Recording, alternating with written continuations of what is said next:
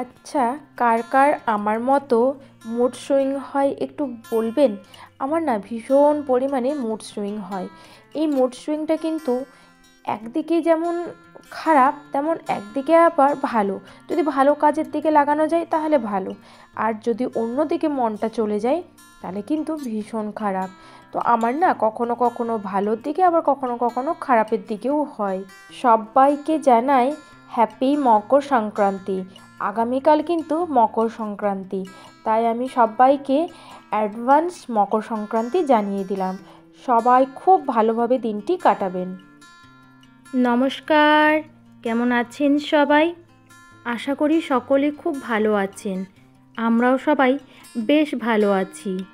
আর আপনি যদি আমার ভিডিওতে নতুন হয়ে থাকেন তাহলে আমার চ্যানেলটি সাবস্ক্রাইব করবেন, যাতে আমার পরিবারে আপনি সদস্য হয়ে থাকতে পারেন।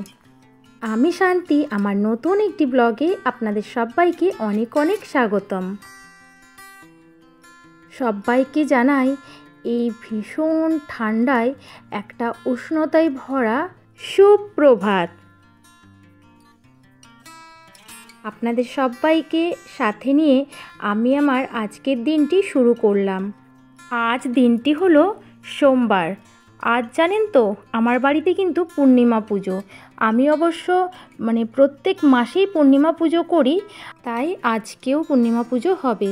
তবে আজ জানেন তো বামুন ঠাকুর অনেকটা দেরি করে এসেছিল। এমনিতেও প্রচুর দেরি করেই আসে। তো আজ আমার পুজো শেষ করে উঠতে উঠতেই প্রায় 1:30টার মতো বেজেছে। আপনাদের সাথে কথা বলতে বলতে আমি কিন্তু আমার রুমগুলো ঝাড়ু দিয়ে দিচ্ছি, কারণ বললাম না আজ পুজো, তো একটু তাড়াতাড়ি করছি আমি। আর জানেন, আর মাত্র 2 দিন তারপরে আবার আমার মেয়ের স্কুল খুলে যাবে। আসলে ঠান্ডার জন্যই ছুটিটা পড়েছিল, তবে ভীষণ ঠান্ডা এখনও। ঠান্ডা কিন্তু একটুও কমছে না। সত্যি কথা বলতে কি, এই প্রচণ্ড ঠান্ডায় না কয়েকটা দিন রেহাই পেয়েছিলাম। ওই যে ভোরবেলা উঠে টিফিন বানানো, বাচ্চাকে রেডি করা, সমস্ত কিছু তো একটা হেডেক থাকে। আর তার থেকেও বড় কথা হলো বাচ্চাটাকেও সকালবেলা স্নান করে সেই কুয়াশার মধ্যে দিয়ে যেতে হয়, খুব কষ্ট হয়। ওরও কষ্ট, সাথে আমাদেরও কষ্ট। দেখা যাক কি হয়। যদি ছুটিটা আরও বাড়িয়ে দেয় তাহলে তো বেশ ভালোই হতো। আর এদিকে অনলাইন কিন্তু ক্লাস হয়, রোজ 2টো করে সাবজেক্ট অনলাইনে ওদের পড়াশুনো করানো হয়। কিছু কিছু হোমওয়ার্কও দিয়ে দেয় যেগুলো বাড়িতে করে। আর এদিকটা দেখেছেন কেমন করে রেখেছে, রোজ এই জায়গাটার ওপর না এত এত জিনিস যে যা পারে এনে এখানটায় রেখে দেবে। এবার আমি সকালবেলা হলে সবার প্রথম এগুলোকে একটু গুছিয়ে নিই। বেশিরভাগ সময় কি করি জানেন তো, রাত্রেবেলায় না আমি এই সব জায়গাগুলো পরিষ্কার পরিচ্ছন্ন করে রাখি। টুকটুক করে আমি কিন্তু এই সমস্ত কিছু গুছিয়ে নিয়েছি। আর সকাল থেকে না পেটটাও কেমন যেন একটু ব্যথা করে উঠছে। তারপর হঠাৎ মনে হলো যে এমনিতেও তো শরীরটা খুব একটা ভালো নেই আমার, তো একটা গ্যাসের ওষুধ আমি খেয়ে নিই। কারণ আজ যেহেতু পূর্ণিমা পুজো হবে, আমার হয়তো খেতে খেতে সেই বেলা 2:30-3টে এরকম কিছু একটা হবেই। কারণ এটা প্রত্যেকবারেই হয়। আর প্রত্যেকবারে কি হয় বলুন তো, গ্যাস হয়ে যায়, পেটে ভীষণ যন্ত্রণাও হয়, শরীরটাও ভালো লাগে না। তো ওই পাশের কাজকর্মগুলো করে টোরে তারপর এই যে রান্নাঘরে এসেছি। কালকে রাতে সব বাসনগুলো ধুয়ে রাখা হয়েছে, তো এগুলোই এখন একটু ঠিকঠাক করে নেব। আর এদিকে মেয়ের একটু দুধটা বসিয়ে দিয়েছি, গরম করে রাখবো। আর আমিও একটু চা খাবো। চলুন দুধটা ঢাকা দিয়ে রাখি। আর আমি আর ওর পাপা করে এখন একটু দুজনে চাটা খাবো, সাথে একটু বিস্কিট নেব। দুজনেরই বেশ ভালোই ঠান্ডাটা লেগেছে। আর এই বিস্কুটগুলো না আমার খুব একটা পছন্দ না, একেবারেই আমার এই বিস্কুটগুলো খেতে ভালো লাগে না।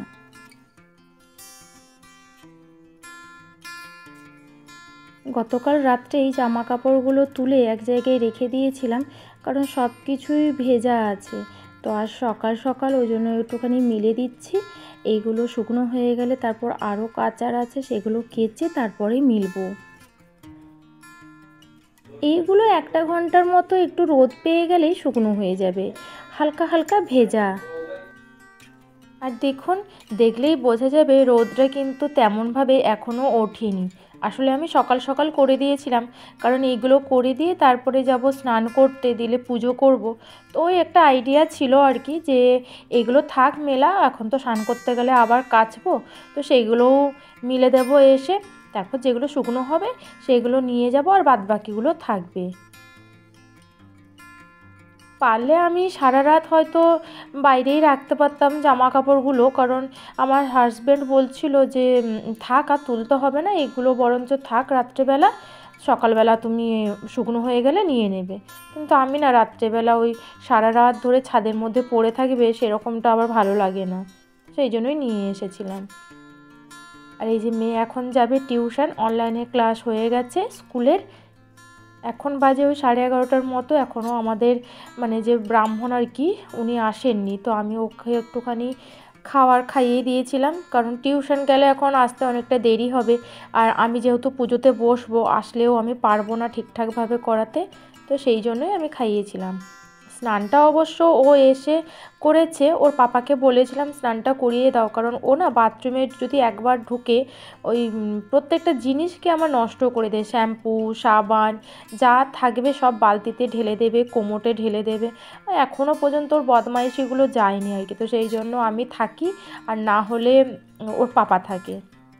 নমো নারায়ণ নমস্তুতে নম তদ বিষ্ণু পরমং পদং সদা পশ্যন্তে সুরায় মাধব মাধব বাচে হৃদি সরন্তি সাধব সর্বকার্যেষু মাধব শ্রী বিষ্ণু নারায়ণ নমস্তুতে নম পাপহং পাপকর্ম।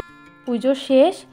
তো পুজো শেষ হওয়ার পরে আমি এই আটাটাও নামিয়ে নিয়ে এসেছি। সিন্নির জন্য প্রত্যেকবারেই একটা করে আটা আমরা নিয়ে আসি, আর এই যে আটাটা যেটা বেশি হয়েছে সেটা রেখে দেব। এটা আমার মেয়ে স্কুল টুল যাবে, তখন ওকে টিফিন বানিয়ে দিতে সুবিধে হয়। কারণ এই আটাটা যদি আমি আবার পরের বারের জন্য রেখে দিই, পোকা ধরে যাবে, তো সেই জন্য আর রাখবো না, প্রত্যেকবারই নতুন করে আটার প্যাকেট নিয়ে আসি। দিব্যা যখন ছোট ছিল তখন না ও নিজের কাজটা খুব সুন্দরভাবে করে নিত। ওকে বলতেও হতো না, ঠিকঠাকভাবে সব গুছিয়ে রাখতো, যেখানে জিনিস যা হয় সবই তেমন করতো। কিন্তু যত বড় হচ্ছে ততই দিব্যার এই বদমাইশির মাত্রাটা বেড়ে যাচ্ছে।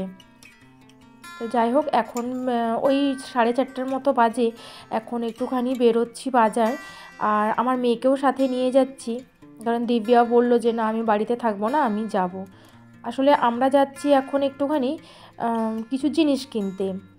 এই যে দেখুন, এই জামাটা আর প্যান্টটা কিনেছি, একজনকে দেখতে যাওয়ার আছে, তো তাদের বাচ্চাটাকে এটা দেব। আর আমার না কার্তিক সোনাও বাড়িতে এসেছে, আপনারা তো দেখলেন আমার ব্লগে যে আমি কার্তিক সোনাকে এনেছি আমার বাপের বাড়ি থেকে, যেহেতু ওদের ছোঁয়াচ গা, তো সেই জন্য এই কার্তিক সোনার জন্য এই ড্রেসটাও আমি নিলাম। আসলে কালকে আছে মকর সংক্রান্তি, আমরা তেমনভাবে না মানলেও তো বাচ্চারা দেখে, তো সেই জন্য।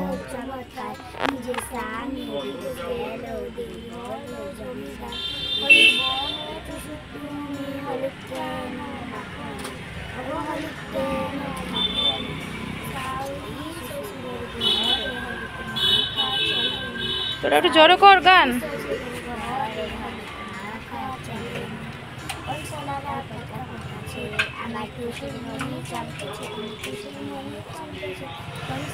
বুঝেছিস কি সুন্দর করছে, খুব ভালো হয়েছে তোদের গান।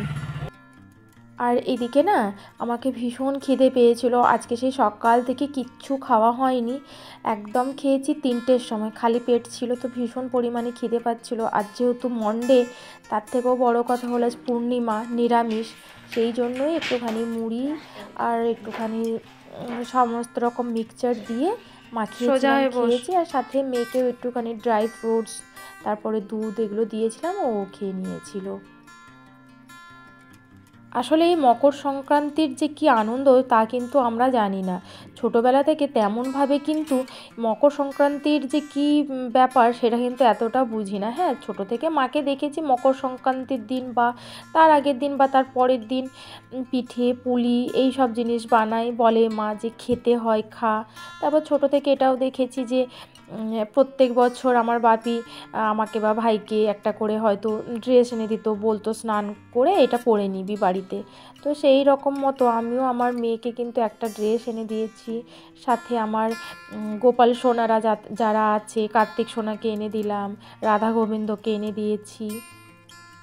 আসলে বাজারে বেরিয়েছিলাম আমরা এই জিনিসগুলো কিনবো বলে, যেহেতু আগামীকাল মকর সংক্রান্তি, তো সেই জন্য। আর এদিকে না আপনাদের সাথে কথা বলতে বলতে আমার কিন্তু সন্ধ্যাও দেওয়া হয়ে গেছে। আর এখন আমি একটু তুলসী তলায় সন্ধ্যার প্রদীপটা দেখিয়ে দেব। আমি চেষ্টা করি যে আমি যখন থাকি আমি যেন তুলসী তলায় প্রদীপটা দিতে পারি। এবারেও যদি বাপের বাড়িতে আমি যেতে পারতাম বা ওদের যদি ছোঁয়াচগাটা না হতো, তাহলেও কিন্তু পিঠে পুলিটা হতো, পুর পিঠেটা হতো না, কারণ আমার যেহেতু ঠাকুমা মারা গেছেন 6 মাস এখনও হয়নি, তো জন্য পুর পিঠে হতো না, কিন্তু বাদবাকি হতো। তো সেই জন্য না মা কিন্তু, আমি যখন এবারে গেছিলাম, আপনারা আমার ব্লগে দেখে থাকবেন, চুষি পিঠা বানিয়েছিল মা আর মৌ দুজনেই মিলে, আমি কিন্তু খেয়েছিলাম। আর এখন আমি একটু বোতলগুলোতে জল ভরে নেব। বোতলগুলো সব ফাঁকা হয়ে গেছে, একটু না জল ভরলেও আবার জল খেতে পারবো না। আর জানেন তো আমাদের এই যে স্যালোর জলটা আসে না, এত গরম জলটা, শীতকালে যেমন গরম জল, সেই রকমই ঠান্ডাকালে আবার বরফের মতো ঠান্ডা জল পাওয়া যায়। স্নান করে বলুন আর খেয়ে বলুন, ভীষণ আনন্দ লাগে। আমরা কি করি জানেন তো, শীতকালটায় পাম্পটা চালিয়ে দিয়ে তারপর স্নানটা করতে যাই, দিলে ঠান্ডা ঠান্ডা জল পাই। আর গরমকালেও পুরো ট্যাঙ্কিটা যখন ভর্তি করে নেওয়া হয়, তারপর যদি স্নান করা হয়, বেশ গরম গরম জল থাকে। তবুও গরম জলেই স্নান করি, কারণ এত ঠান্ডা, ওই ভরসাতে স্নান করাটা যাবেই না। আর আজকে হঠাৎ করে আমার মনে হলো যে বাড়িটা একটু কেমন যেন লাগছে, আমার মনে হচ্ছে আগোছালো লাগছে, আমার ঠিক পোষাচ্ছে না। তো হঠাৎ করেই নিজে নিজে সমস্ত ঘরটাকে ডেকোরেট করে নিলাম। এই যে এই দিকটা দেখছেন, এই দিকটা কিন্তু বেডটা ছিল, আর এই বেডটাকে সরিয়ে দিচ্ছি, সরিয়ে আমি বেডটা রাখবো জানালার পাশে, যেখানে আমার এই আলমারিটা রাখা ছিল। আর এই আলমারিটার ব্যাপার তো আপনারা সবাই জানেন, এটা মা বাবা আগে ব্যবহার করতো, তো মা বাবার জন্য একটা নতুন আলমারি কিনে দিয়েছি। তো সেই জন্য এই আলমারিটা আমি নিয়ে এসেছি শুধু সোয়েটারগুলো রাখবো বলে।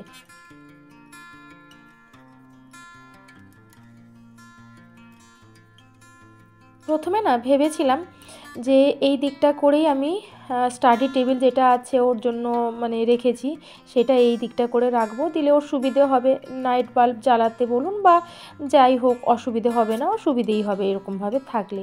তো তারপরে আমি যখন আলনাটা আবার নিয়ে আসলাম, তখন দেখছি যে না, আমার আবার অসুবিধে হয়ে যাচ্ছে রাখার, ঠিক মতো গোছানো হচ্ছে না, দেখতে একটা কেমন যেন লাগছে। তারপর কিছুক্ষণ আমি আলনাটাকে রেখে আগে ভাবলাম যে কোনটা কেমন করে করলে সবথেকে বেশি ভালো হয়। আর এদিকে আমার মেয়ে ওর রুটিন টাঙাতে ব্যস্ত, দেখুন আমি ওকে বারবার বলছি সরে যা, লেগে যাবে। এখনও কিছু গোছানো হয়নি। আলনাটা আমি সব নিয়ে, আলনার যত জিনিস ছিল সব বেডের উপর রেখেছি।